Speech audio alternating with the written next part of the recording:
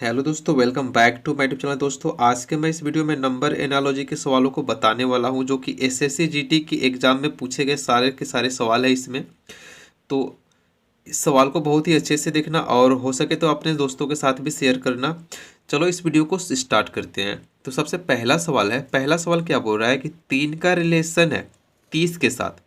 तो हमें बताना है कि 7 का रिलेशन किसके साथ होगा, इन 4 ऑप्शन में से बताना है। तो 3 से हमको 30 लाना है। इसमें लॉजिक क्या लग सकता है, देखो आप अगर सिंपल तरीके से बनाओगे तो ऐसे, अगर लेकिन लॉजिक दिखे तो 3 को अगर हम 10 में गुना करेंगे तो 10 दिया ही 30 हो जाएगा, मतलब इसका रिलेशन इसके साथ मिलने लगा। सेम प्रोसेस 7 के साथ कर देते हैं अगर, तो 7 में अगर हम 10 से गुना करेंगे तो 7 दहा कितना हो जाएगा 70।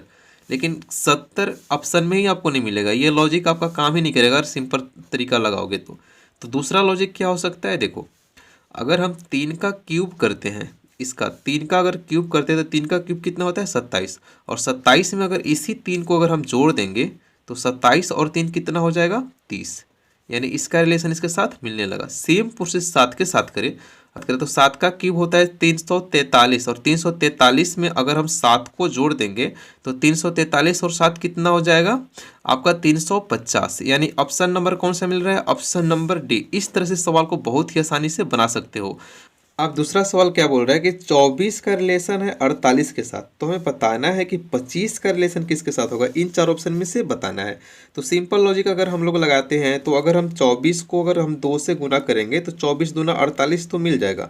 लेकिन सेम प्रोसेस अगर हम 25 के साथ कर दें, अगर हम 25 को अगर हम 2 से गुना करेंगे तो 25 दूना 50 हो जाएगा। लेकिन 50 किसी भी ऑप्शन में नहीं है, तो सिंपल लॉजिक हमारा काम ही नहीं करेगा। तब दूसरा लॉजिक क्या हो सकता है, तो अब दूसरा लॉजिक देखो, अगर हम 24 में मतलब दूसरी संख्या में से पहली संख्या को अगर हम माइनस कर दें, मतलब 4 में से अगर हम 2 को माइनस करेंगे तो 4 में से 2 को माइनस करेंगे तो 2 मिल जाएगा, और 2 को इसी 24 के साथ अगर हम गुना कर दें तो 24 दूना कितना हो जाएगा 48, मतलब ये चीज़ मिलने लगा।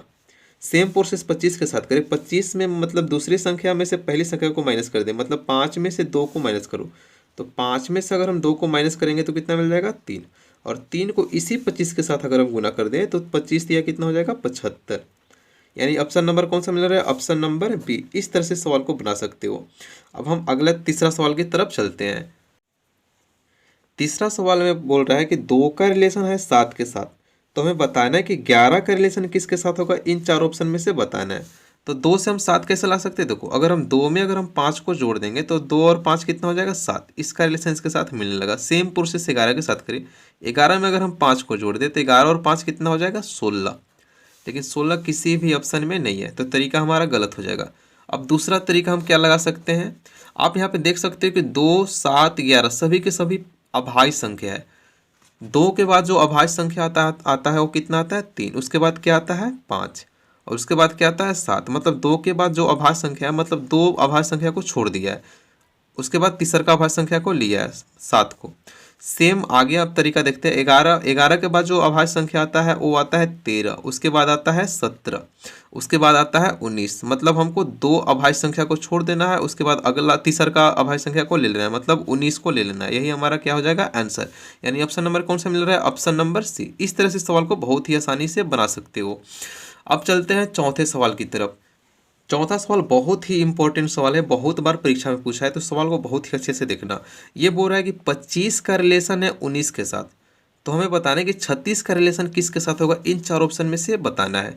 तो 25 से हम 19 कैसे ला सकते हैं, देखो 25 में जब हम दोनों संख्या को अलग अलग करें तो 25 में ये 2 अलग हो जाएगा और ये 5 अलग हो जाएगा। 2 का स्क्वायर करेंगे तो क्या मिल जाएगा 4, और 25 5 का स्क्वायर करेंगे तो क्या मिल जाएगा 25, और ये दोनों संख्या को आपस में जोड़ देंगे तो 25 और 4 कितना हो जाएगा 29, और 29 में से अगर हम 10 को माइनस कर देंगे तो कितना मिल जाएगा 19, मतलब इसका रिलेशन इसके साथ मिलने लगा। सेम प्रोसेस 36 के साथ करें, 36 में दोनों संख्या को अलग अलग कर लो और दोनों संख्या का स्क्वायर करो, तो 3 का स्क्वायर करेंगे तो क्या मिल जाएगा 9, और 6 का स्क्वायर करेंगे तो क्या मिल जाएगा 36, यानी उसके बाद इसको क्या कर देना है जोड़ देना है।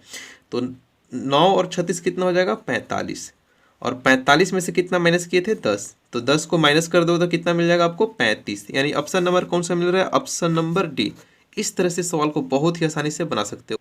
तो उम्मीद करता हूँ कि इस वीडियो आपको समझ में आ गया होगा। समझ में आया तो वीडियो को लाइक करें, शेयर करें, कमेंट करें एंड ऐसी वीडियो देखने के लिए मेरे चैनल को सब्सक्राइब करो। तब तक के लिए बाय, मिलते हैं अगले वीडियो में।